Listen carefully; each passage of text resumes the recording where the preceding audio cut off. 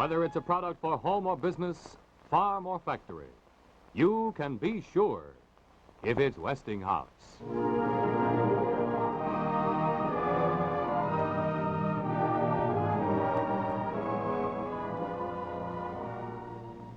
This evening, Studio One presents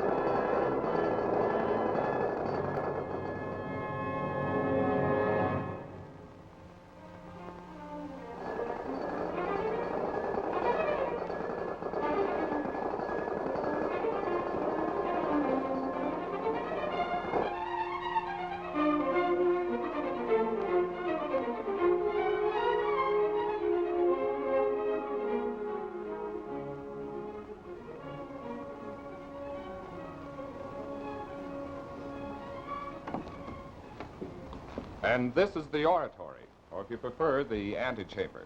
The throne room is in there. His private apartments are through that door. And these are the Emperor's personal consul. Landolf? Hello. And that's Harold. Hi. Harold, Landolf, and you're Adolf, right? Right. So you're Berthold. Say, What? is he coming in or isn't he? No, he's still asleep. Well, you could have told us. Anybody got a light? Sure. Thanks. Don't forget the butt. Don't worry. Say, I'm getting more confused every minute. To begin with, what's Henry IV of France doing in Germany? Henry IV of France. No, that's not bad. Look, my boy, this is Henry IV of Germany, the great and tragic emperor. The one who knelt in the snow outside the castle of Knossen until Pope Gregory received him. The Salian emperor. But that isn't even the 16th century. 16th century. Look, the emperor was at Canossa on the 25th of January, 1077. Pull yourself together. This is the 11th century. Oh, and I've spent all these weeks cramming up on the French Renaissance. You're only 500 years off. But now I don't even know who I'm supposed to be. Berthold, that's easy. Who was Berthold? Well, who was Harold? Don't you know? I haven't the vaguest idea. Look, none of us knows. We're not 11th century scholars like him. We just learn as we go along. You mean that's all you can tell me? All we know is you're taking the place of Adalbert, Archbishop of Bremen. He was smashed up, poor fellow, by a truck. He was on his way to see his girl. The Archbishop? I always told him he'd get in trouble with that motorcycle. After Adalbert was killed, Dr. Nolle said he wasn't going to hire anybody in our place. The three of us would be enough. But then he began to take on like mad. Now that you've driven Adalbert from me, I must have Berthold. I must have Berthold. So we sent for Berthold. And you turn up. That's simple enough, isn't it?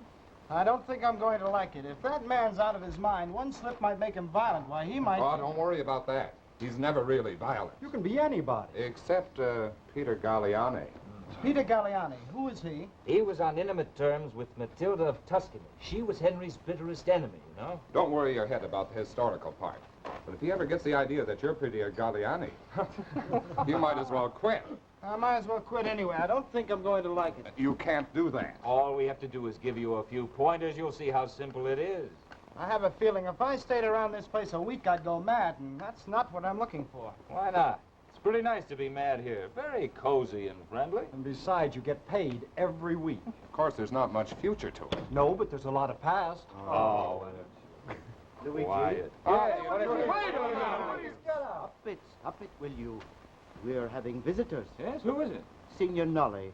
There's a doctor with him, and there are others, do I hear, all to see him. This is a fine time to tell us. Oh, good morning. Morning. Morning, Senor. These are his attendants, Doctor. Most have been with him for a long time. How do you do? Morning, Doctor. The door's locked? Yes, sir. Would you care to have us leave? No, that won't be necessary. We'll only be here for a short time.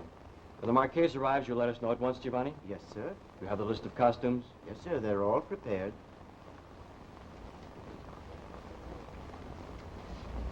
This, I presume, is Matilda.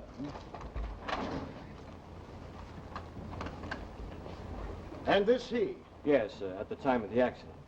The resemblance to you is very marked. That's something I'd not expected. Well, after all, he is my uncle. Yes. Well, still, it's most unusual. But she, the Marchesa, now there the change is startling. I'd scarcely have recognized her. If I hadn't known, I'd have said it was her daughter. And Frieda? Yes, there is a resemblance. I wish now I'd asked her to come, too. I'm very glad that you didn't. Huh? Oh, forgive me, that was most tactless of me. I was thinking only of the effect upon the patient. Doctor, you don't think this experiment will be dangerous, do you? Dangerous? Well, you propose to use a form of shock therapy. Now, there must always be some sort of danger in that type of treatment. My boy, from what I know of the case, shock therapy is completely justified. Now, this is no ordinary case. 20 years ago, your uncle suffered a shock, a trauma, under very unusual circumstances. At that moment, he stepped out of the world in which he was living into another world. Now, if we can reconstruct that moment and link it for him once more, well, into the stream of time, you understand, I have every reason to believe we shall effect a cure. Now, before we start, however, I should like to talk with the others, the ones who were part of that moment, the Marchesa and Baron Belcredi. Oh, yes, well, they should be here at any moment. Good. Now, in the meanwhile, might I take one more look at that letter your mother wrote before she died? There were certain facts there I should like to review carefully. Oh, yes, of course. Well, that ought to break the monotony, at least. How in the world does she dare? Who? The Marchesa. He was in love with her. That's how the whole thing started. And after he went mad, there were all sorts of rumors about her and Tito Belcredi. It went on for years. And now to top it off, Belcredi gets himself engaged to her daughter. Is she the one that used to come and visit Senor Nolly? Frieda? Yes. It certainly is. And there's no love lost between him and Belcredi either. I'm all at sea. I may as well give in my notice now. Oh, come now. It's not as involved as all that. Look, let's begin at the beginning. You know who that is? No, and I don't give a hoot. It's out of place. That's right. That is, it would be if it were there. What do you mean if it were there? Well, to you, perhaps, that is a painting. But to him, there's nothing there but a memory. The memory of a woman. You know, sometimes when you close your eyes, a face comes in front of you. A face you can't forget. That's what he sees there without closing his eyes. There it is. It's not there. You understand? You mean he doesn't think we can see it? Who knows what he thinks? We act as though it wasn't there. Because that's the way we think he wants it. This woman is not one person to him.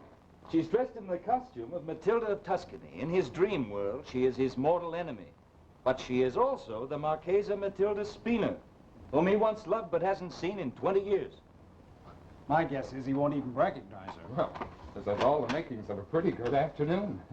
Has all the makings of tragedy. For years, he stood here, gazing into that face, reliving the desire and the humiliation that have never died. The endless cycle of his madness spins around that face. That is the woman herself who... You will let Signor Nolly know that we're here. At once, Marchesa. Well, I'd no idea that Carlo had gone to such lengths to humor his uncle's madness. This must have cost a fortune. Well, there was a great deal of money in the estate once, but I can see now why there's so little left for Carlo. He sacrificed a great deal to keep this up. More perhaps than you realize. We know, dear, but he's still young. Yes, he's young. So am I, but does that make it easier? I do hope you're not going to be difficult, Frieda. I didn't ask to come. I didn't want to. But I'll try not to embarrass you. I'll stay as much in the background as I can. Merely one of her moods. I do wish you hadn't forced her to tag along. It is rather embarrassing for both of us. Well, I've always embarrassed you, my dear. It got rather tedious after a while. Oh, there you are, Good Carlo. afternoon, Marchesa. You know Dr. Giannani, do you not? Yes, of course. And this is Baron Belcredi. And this is my niece, Frieda. Frieda? How do you do, Doctor? Hello, Carlo. I do hope this isn't going to take too long, Doctor. Oh, no, indeed. A half hour at the most, Baron. I don't see why you're so grudging. After all, if there's anything I can do, Doctor, I'm only too happy. It's our duty, even though you fail to appreciate the obligation, Tito. I'm willing to do what I can, naturally, but I fail to see what good can come of this. When a man's been out of his mind for 20 years, What likelihood is there that he'll regain his consciousness overnight? That's what we have to see, Baron. Now, I don't feel the case is hopeless. There have been many signs of improvement lately. Signs? What signs? Poor devil still insists he's Henry IV. What happened in another world. We're no longer the people he knew, any of us. You think I've changed so much? In 20 years? My dear, we all change a little. I think we should go in now. He'll be awake soon, and he doesn't like to be kept waiting. Yes, of course. You understand, of course, you'll have to be in costume to be received by him. The doctor and I discussed that. Your costumes are ready for you. Very well. Come, Tito. Frieda, are you coming? If you don't mind, I'd rather stay here. Well, so would I, but the doctor insists. Well, I can see no value to our going. Can you, Doctor? Well, no, not at the start. But perhaps if she were to wait in the antechamber, we could call her if we needed her. Very well, I'll come in a moment. But I'm really very frightened, Doctor. I hope you won't have to ask me. Frightened? What's there to be frightened of, child? Between your mother and your future husband, you can face anything, even a madman if necessary. We'll meet you in the anteroom. Yes, Doctor. Coming, Frieda? In a moment. Why did you come? I tried not to. As much as you tried not to accept Baron Belcredi's proposal, I gather. In both cases, there was a notable lack of determination. You have every right to be bitter, Carlo. But I wish you weren't. And you're going through with it. I must. Who's driving you into this? No one. It was my own choice. I don't believe that. It's your mother, isn't it? Hasn't she made enough of a mess of her own life without trying to do the same to yours? Oh, Carlo, don't. I can't see the sense to it. You can't be in love with him. Why? Excuse me, sir. Yes, Giovanni. The others will be dressed in a moment. I think it is well if we do not keep him waiting. Yes, thank you, Giovanni. Yes, sir. We're coming.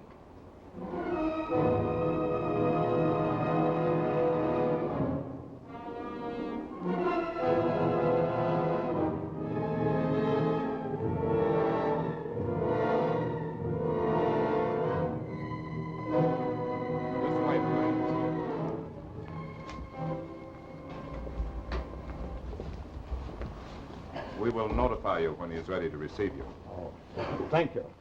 This is an infernal nuisance, I must say. And yet essential, I assure you, sir. His total recognition comes from the costumes that are worn. Faces seldom mean anything to him. Nevertheless, I shall remain as far in the background as I possibly can. That's the most marvelous costume. Oh, my dear. You can't wear that. You simply can't. What's the matter with it? Well, it isn't the costume, my dear. It's you. No, my dear Marchesa. We haven't much time, and there are many things I should like to ask. Is that? Yes. Well, I never would have believed it. In just a few years. Frieda, doesn't it seem strange to see yourself like that in me? Really, Well, don't you see it? Don't you? It's extraordinary, isn't it, Doctor? Careful, Doctor. This is where angels fear to tread. That was I, Doctor. 20 years ago. Yes. It's almost as though she had posed for it. Well, she didn't. It isn't Frieda at all. It's I. But to see my daughter there suddenly in my place fills me with a very strange feeling. And I don't see anything at all to laugh at. I wasn't laughing. Well, you'd like to.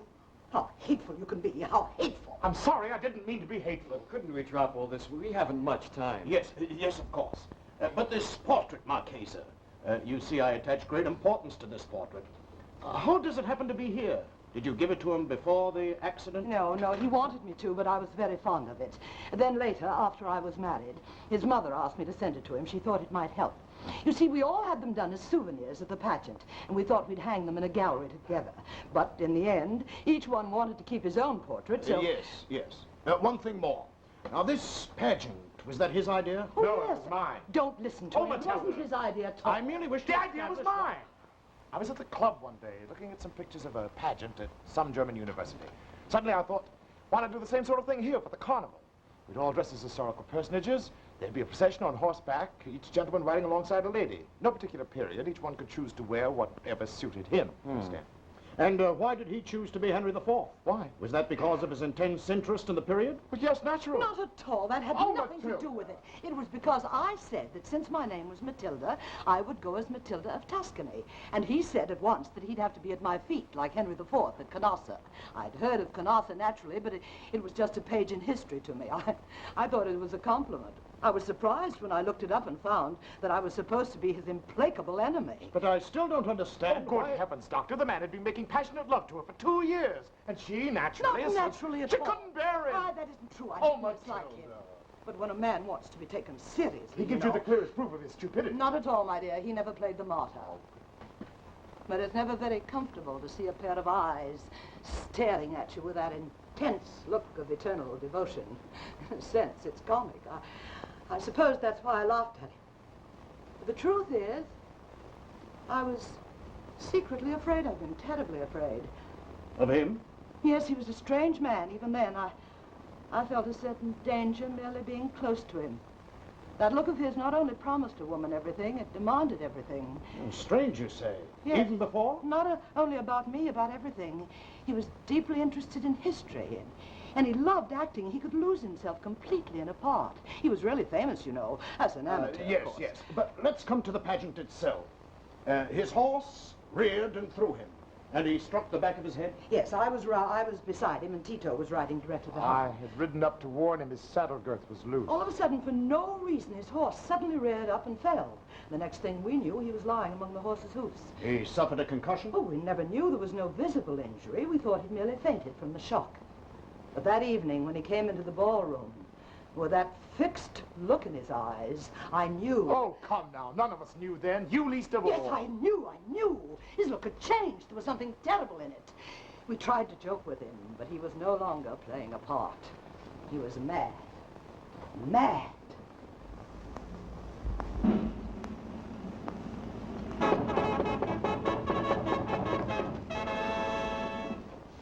Excuse me, sir. Yes. His Majesty is waiting. Oh, good heavens. I can't even remember where I'm supposed to be. Let me review this for you quickly.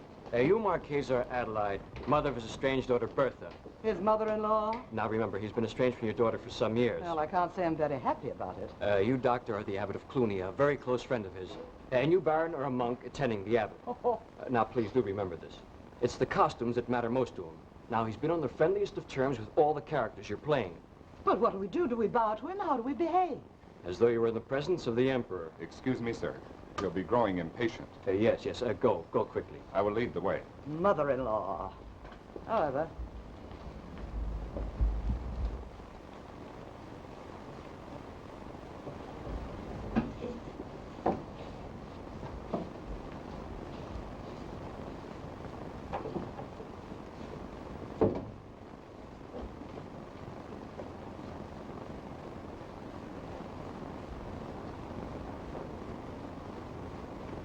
His Majesty, the Emperor.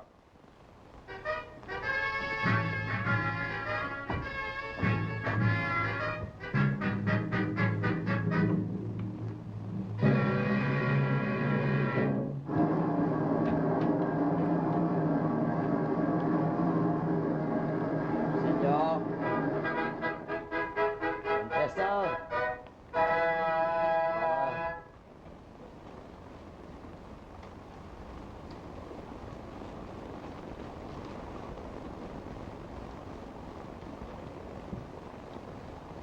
Is that Peter Galliani?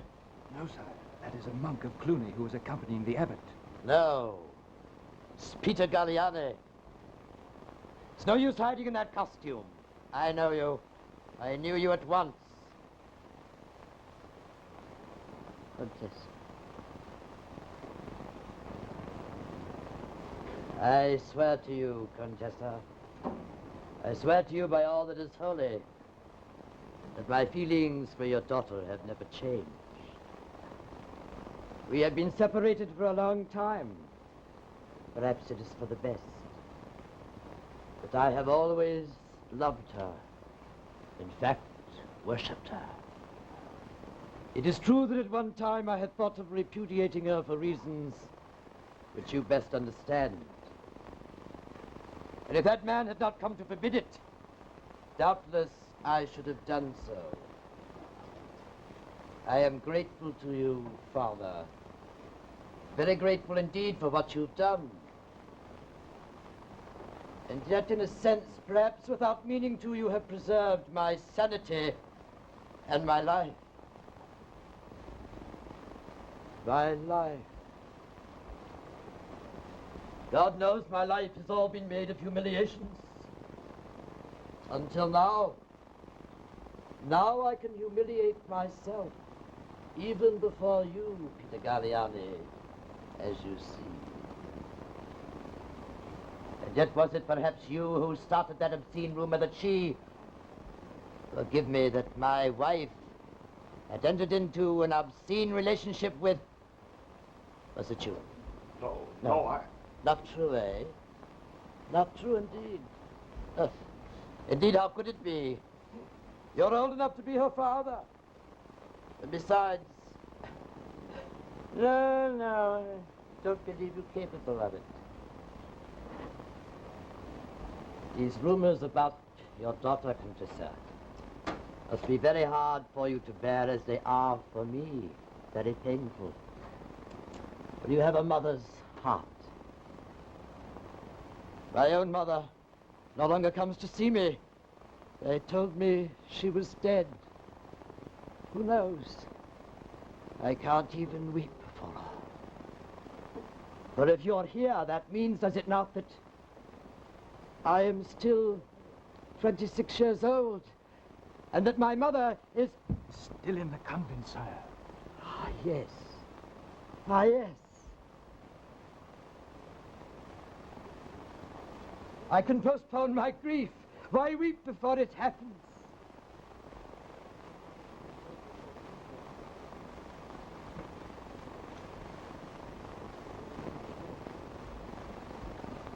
You see, my hair is still quite blonde, like yours.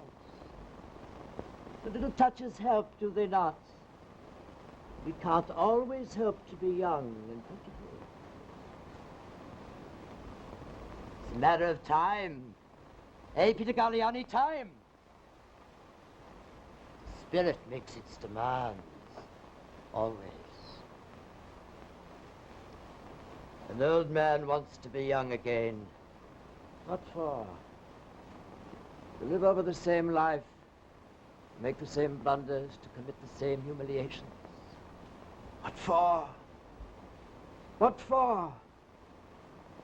We are all fixed in a certain image of ourselves, all of us, even you, Peter Galliani. Day after day, as you hold on to that image of yourself, holding on with both hands to your holy habit, there slips off you, there peels off like a serpent's skin, something you don't even notice. Your life, Peter Galliani, your life! And there you stand, after a time quite naked, before everyone.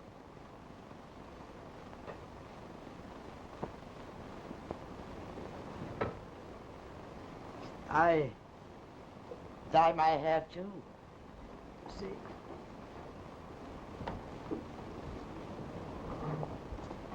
You're blonde now.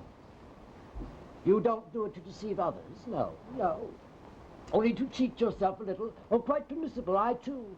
I do it as a joke. You do it seriously, it's the same thing. But I assure you, Contessa, that you too are in masquerade. And you, Peter Galliani, you, when you look into the mirror, do you not see the memory of your own life?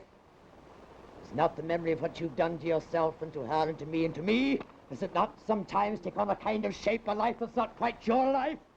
Oh, not that I pity you. Believe me, no, rather let us say, I blame you. And yet there are moments when I can no longer bear the feel of this sackcloth against my flesh. I grow tired of it. I will suffer the humility no longer. I'm tired of it, I say. The humility fits me no longer. Tomorrow, once and for all, I shall assert myself. I cannot be humble before that man there. Tomorrow, the parts may be reversed. We shall see.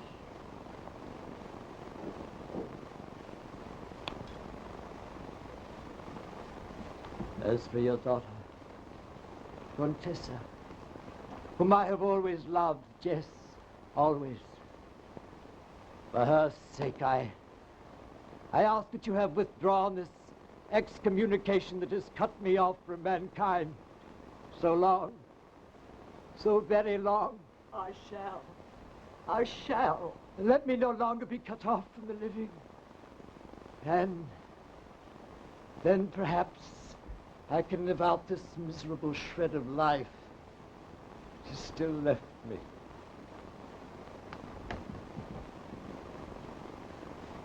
A man can't always be 26. Hey, Contessa.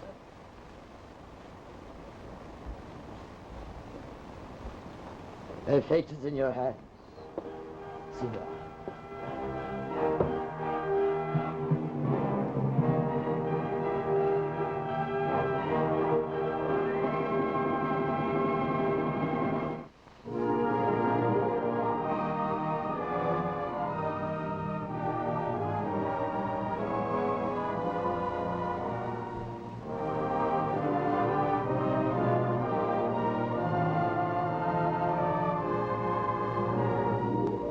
Now that you've seen part one of Henry IV, let's turn to our Westinghouse program. Want a real Christmas kiss? Well, naturally. How do we get one? Just come with me and I'll show every one of you husbands how to get the warmest thank you kiss you ever got on Christmas Day. For instance, here's a gift that would rate a kiss from any woman. A Westinghouse toaster. And isn't it a beauty? It looks like Christmas, doesn't it? Just set it for light, medium, or dark, and the toast pops up exactly the way you want it. Now, there's a gift that will come in handy on Christmas morning, too. A Westinghouse automatic coffee maker. There's no watching, no stirring. It brings your coffee to the very peak of its flavor. Then it automatically keeps the coffee piping hot as long as you want it. Let's look at this one. The best waffles ever for Christmas breakfast, because it's a Westinghouse automatic waffle baker. Just set it for the kind of waffles you like best. A tiny signal light tells you when it's time to pour the batter and to take the waffle out. Ladies, this is your turn. I'll bet that man of yours would love to make himself real tasty toasted cheese sandwiches on a Westinghouse sandwich grill. It toasts, fries, grills, and warms. And look at the double grilling surface. The heat is automatically controlled, and a signal light shows you just when the temperature that you want is reached. Ladies, gentlemen, make it a Westinghouse gift this Christmas, and I know it will be a merry one. Come on in my store and get the kind of gifts your family and friends will really use. Yes, there's usefulness as well as beauty in a gift by Westinghouse. Look for the Westinghouse Christmas gift display for gifts that will be truly appreciated. Remember, everyone wants Westinghouse.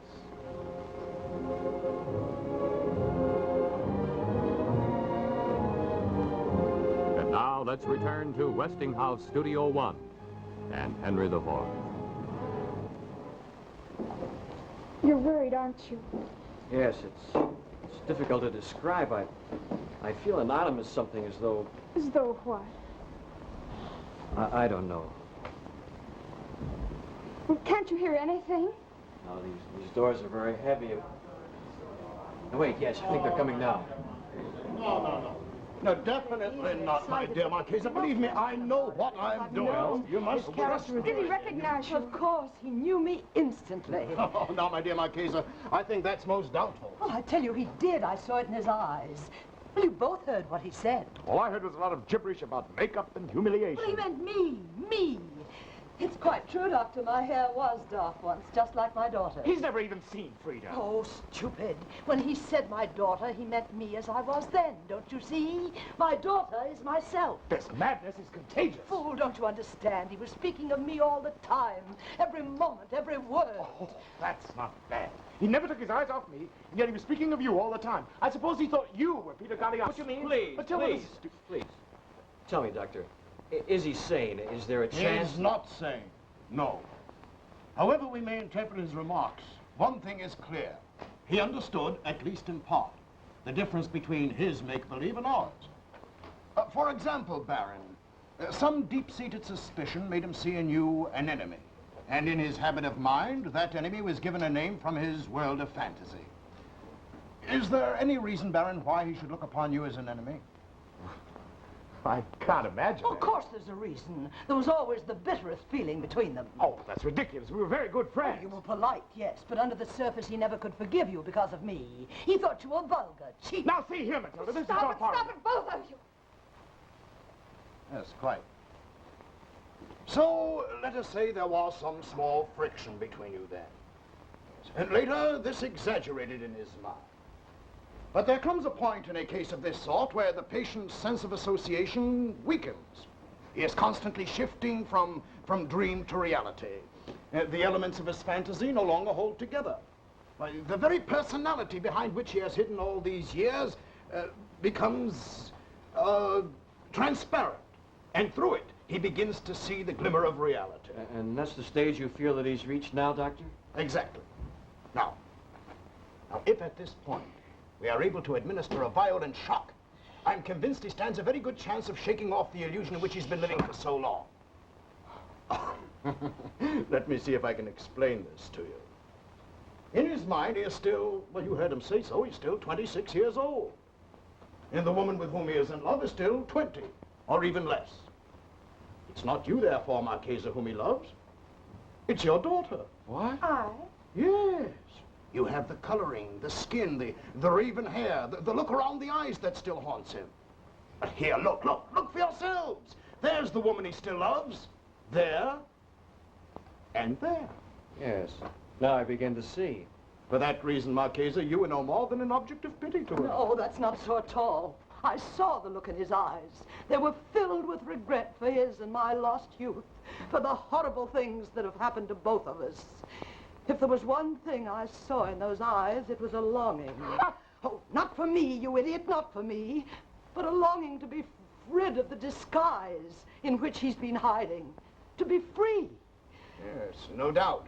No doubt just below the level of consciousness, such a desire does exist. Yes, but what is there left for us to do? I propose to turn back the clock, but I shall need your help to do it. Well, I'm ready, Doctor, but how? How? Have you kept the dress you wore at the pageant, Marchesa? Yes, I have it at home. Why?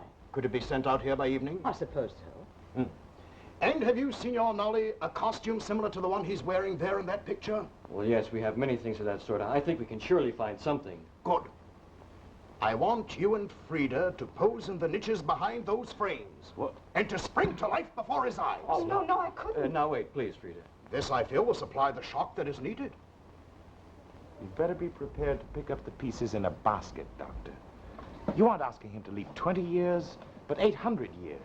For us, it's simply a matter of a couple of costumes and a masquerade. For him, it's a leap across centuries of time. It's too giddy a jump. He'll say... Oh, you don't agree, I see. No. No.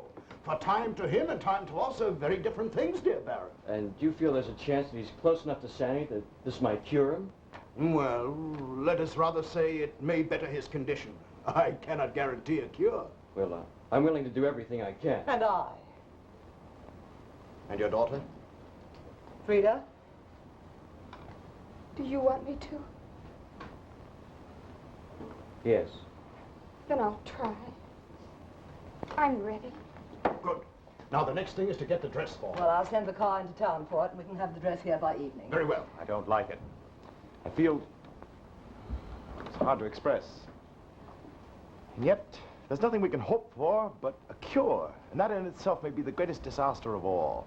Perhaps once outside this masquerade, may be lonelier than ever before. Which of us is not? Well, we have no time to argue now. We have too much to do. No doubt. It's for just such reasons that we are what we are. We're all of us too busy even for shame. However...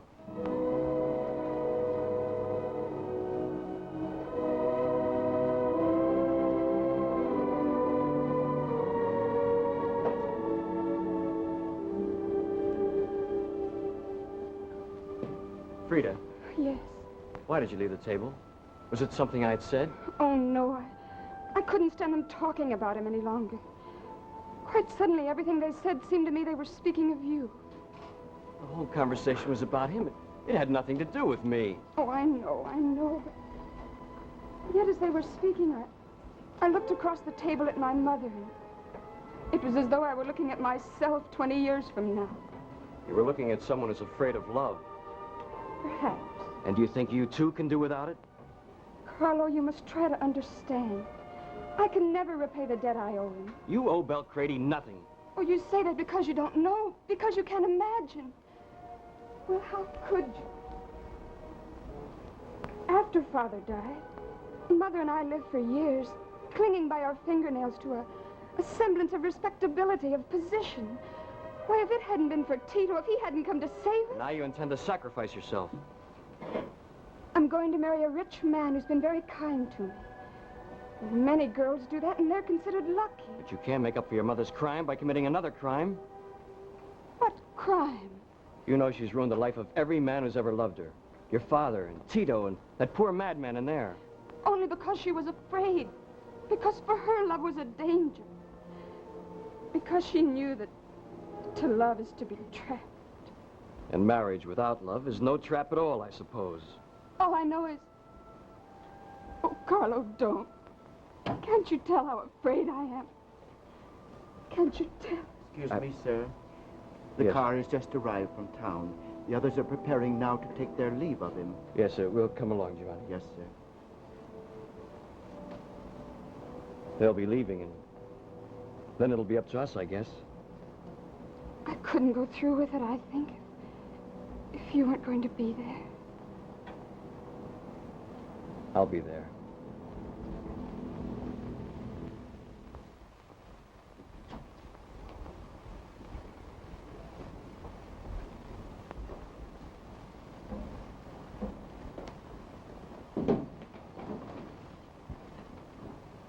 Your departure fills me with regret, Contessa.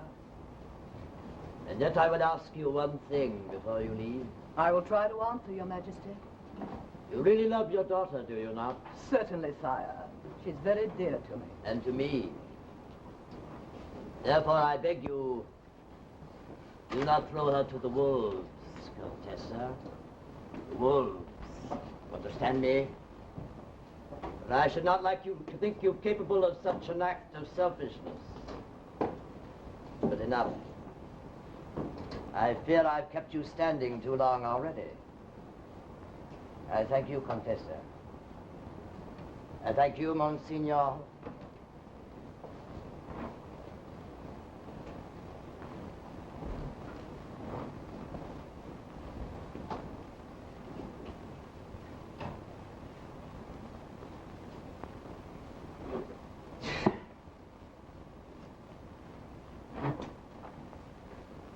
Puppets, buffoons! The insolence to come here with her lover. To show him to me, to show herself like that. With her dyed blonde hair, her silly grin, her painted cheeks. The impudence of it. The vulgarity. Close the doors. She had to see what happened to me, her masterpiece. The triumph of matter over mind. Well now, which of us is the madman? Tell me that. Well, what's the matter with you? Am I mad or am I sane? Answer me that. I'm mad, all right. I'll prove it to you. Come here, get down in front of me.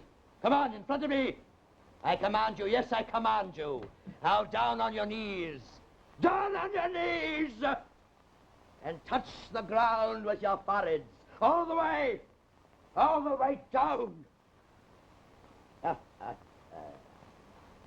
Well, that's the way you have to act before a madman. All right, get up, get up, get up, you idiots, get up. Come on. I'm not mad. Not half as mad as you. Not mad? You're all right again? Shh. This is not for publication. I've not yet made up my mind. Possibly I still am mad. But I have just enjoyed the luxury of telling those people who were here what they were. And they understood. But if I weren't mad, Would I have told them what I thought? Never. You've all thought me mad up till now, haven't you? Perhaps you're right. Perhaps I've always been a little insane. Because I've made no god of logic. When I was a child, I thought the moon in the pond was real. I believed everything I was told, and I was happy. But it's a terrible thing not to hold on to the things which seem true to you today, merely because you're afraid. Because people will tell you that you will not believe them tomorrow. For the doorway to tomorrow is too often a pair of eyes, not your own, but another's. And that is the terrible thing that really drives a man insane. To stand looking into a pair of eyes, as I one day looked into someone's eyes, and to know that you might as well be a beggar before a door, never opened to you. For he who does enter there will never be you. Someone unknown to you, with his own different, impenetrable world.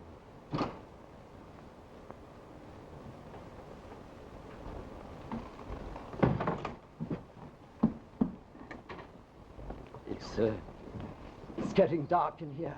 Shall I get the lamp? The lamp? Ha! You suppose I don't know the minute my back's turned you switch on the electric lights? Well then, shall I switch them on? No, they would blind me. I want my lamp. All right, come, sit down at the table. Come on. Sit down at the table. That's it. Sit down. Oh, no, not like that. You look like a lot of waxworks in an easy, relaxed manner. That's better. And you, shift around a bit. And I, here.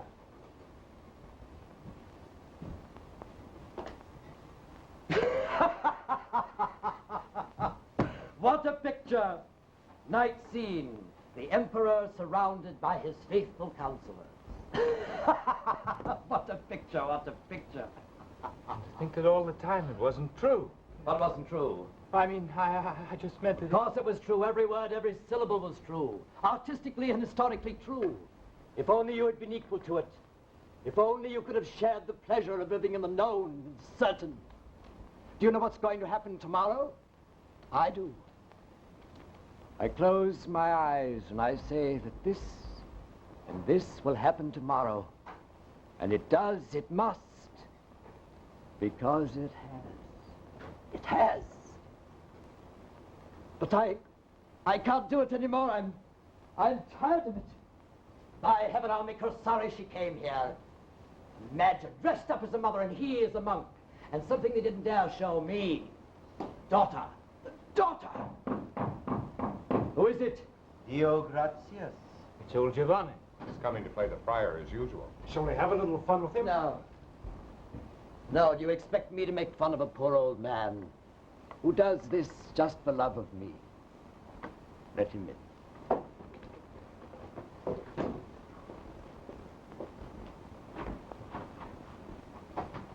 Come in, Father. Come in. Sit down.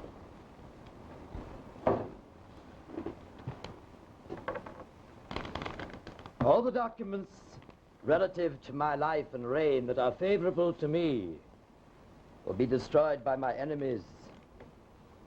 Only this chronicle written by a poor old monk who is devoted to me will carry the memory of my life into the future. Right, Father. Right. I am ready, sire. The decree of peace proclaimed at Mainz, while it damaged the powerful ones of the land, is of great help to the poor and afflicted. It brought about a period of prosperity which...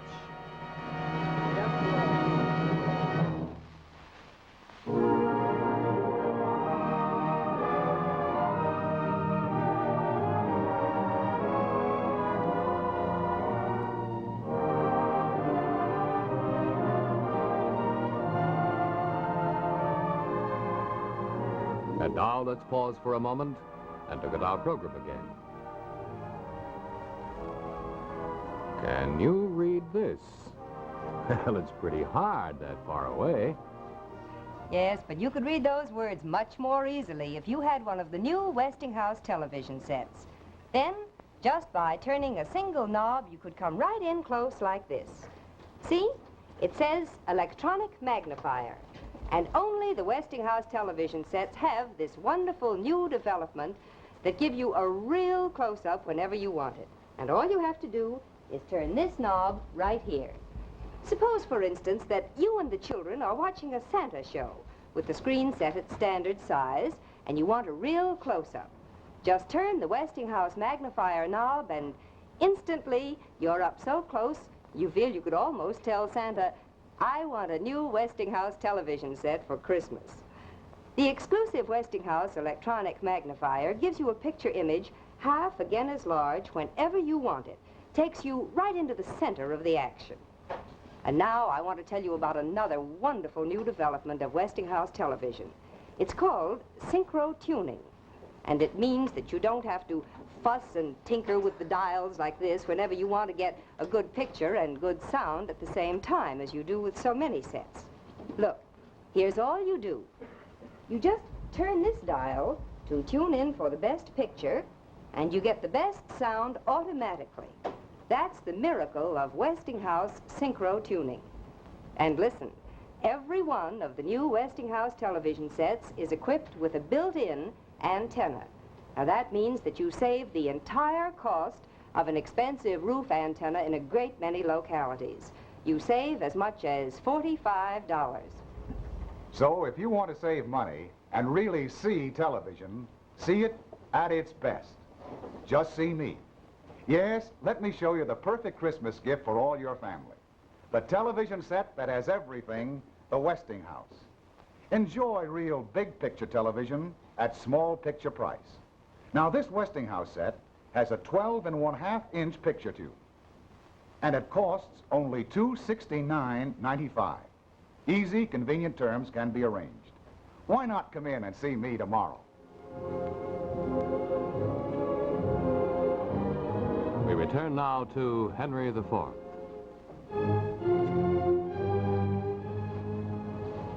There, now you see, in this dim light they'll be able to step into the empty frames and no one could tell they were not the very portraits themselves. I'm still highly skeptical. But it's so extremely simple. That's why I have such hopes. I only hope you're right. Here they come. Oh, very good. Well, it's very good. Excellent. Come in, come just in. the way he Her looked Highness, today. the Countess Matilda of Canossa. Oh, It's too full of memories. I don't like this. horrible. I wish we'd never started it. No, it's perfect. Can you be sure, Doctor?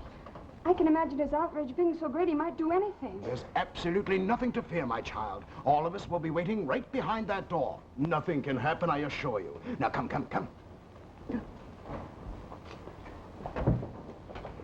No, I wish I'd never seen this. It is rather horrible, isn't it? Your hand so, my child. Yes. And, Signor Nolly, turn a trifle this way. That's it. That's it. Now then, let's leave them. The illusion is perfect. Perfect. This way, please.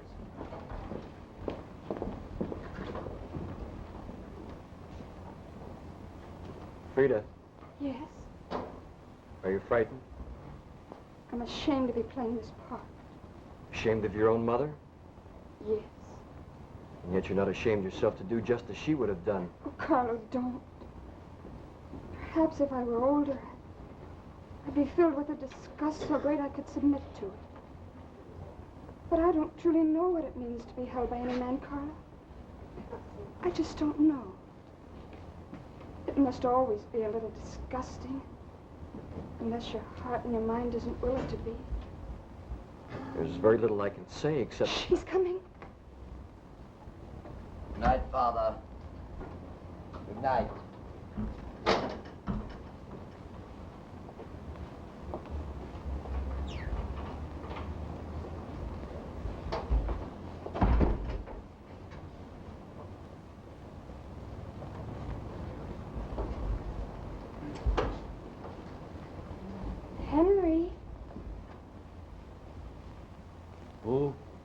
called me.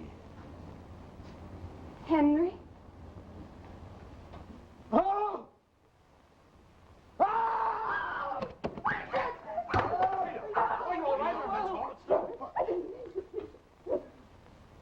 Look, Doctor. Look. You see? You see, he's cured.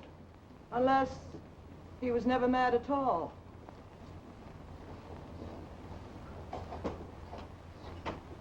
What a marvelous combination. Before and after. Beauty of innocence and the beauty of, what shall I call you, Contessa? Experience? Well, the ball is over, eh? We'd better change. Where shall we go, Tito? To the club, to dinner? Why, wherever you say. Oh, they will think I am mad. And I was. I was. For 10 long years, I was entirely mad. I saw nothing, I felt nothing. And then... Listen carefully, Doctor. This will make an interesting article for you. And then one day, the patient opened his eyes. A gear had slipped all at once into mesh. The machine began to run once more. The dream had ended. And then, one day I looked into a glass, and I saw that I was gray. So am I. Yes, but with this difference. You grew old. But I woke up one day, and I was old. Not only my hair, but inside, all of me was gray. I woke up one day and saw that my life was gone. It's happened to all of us. Yes, I know. So, you had to come here, all of you, to cure me, eh, of my madness, which was caused by a fall from a horse which reared when someone, I wonder who, treacherously picked it from behind. That's a lie. So that it would rear and I would fall. I say treacherously. But perhaps it too was meant as a joke. Well, it's not You true. didn't. No, it's not true at all. No, it's true. Both of you. And I have not the slightest use now for the miserable scrap of pity or remorse that you may feel. For 10 years, Doctor, for 10 years I acted out a part of which I was fully conscious. You needn't be sorry for me now. And you had your little joke, did you not, Matilda? After what he did to win you, you rewarded him by marrying someone else. Very nice. And then you acted out your parts in what you call reality. But your lines were bad, your scenes lacked point, your plot was stupid, and your acting... Forgive me. I don't want to be offensive. How can you be so cruel? But while time stood still for me, you became someone I no longer recognize. Naturally, I was not in my right mind. But did you recognize her when she gave herself to you 15 years after you'd stopped wanting her? You have no right. True. This is the face. This, unspoiled, without guile. Do not be afraid, my child. Yet more than a child. The dream alive in you, moving, breathing. The dream that once was mine. Leave her alone. Hold him back, I say. No. Hold him back, I command you to hold him. No, mad man, let go of me, you fools. He's not mad. Do not be afraid, my child. The passion is spent. There's nothing left now. But a wan and wasted tenderness.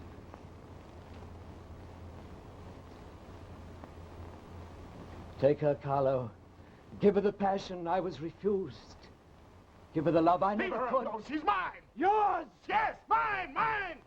You're not mad. I am not mad, eh? Am I mad?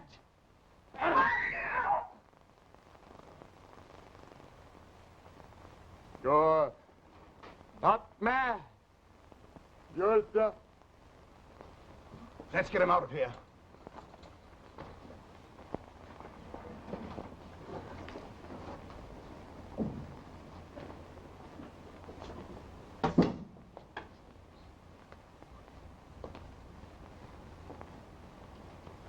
I understand. At last, I think I understand. No. Even now, you understand nothing. I wanted to be free. For one clear, full moment, I wanted to be free. But you, most of all, wanted it otherwise. And you won what you wanted.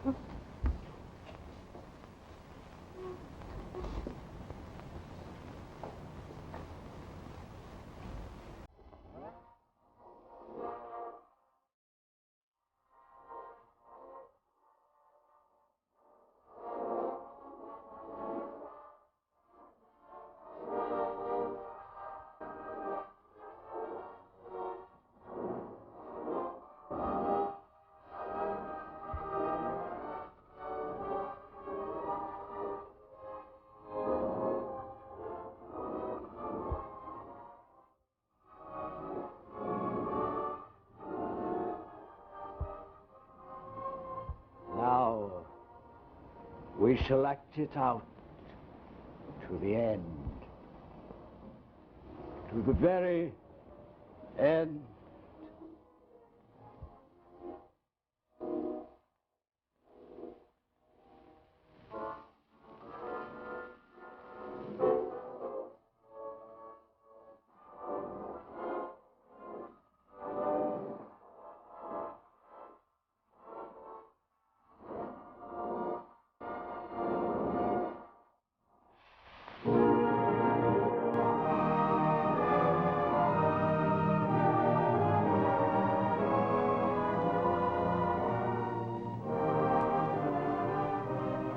Sure is a strong word. But over the years, we at Westinghouse have learned to live by that word. Tonight's story of the sureness behind every Westinghouse product begins with a thunderstorm, a flash of lightning, a momentary dimming of the lights. A dimming, nothing more. Lightning had struck our power line, but without causing a short circuit or doing any damage. And all because of the many safety devices like this lightning arrestor developed by Westinghouse. To test the sureness of safety equipment like this, Westinghouse high-voltage laboratories make man-made lightning that shatters this pole. And in high-power laboratories, Westinghouse engineers short-circuit enough electricity to supply a city. Thousands of tests like these mean safety for American power lines, unfailing electricity for you. Taming the might of electricity until it's as safe as this little kitten is the job of Westinghouse. A job in which Westinghouse sureness forever stands guard. Whether it's for home or business, for farm or factory, you can be sure if it's Westinghouse.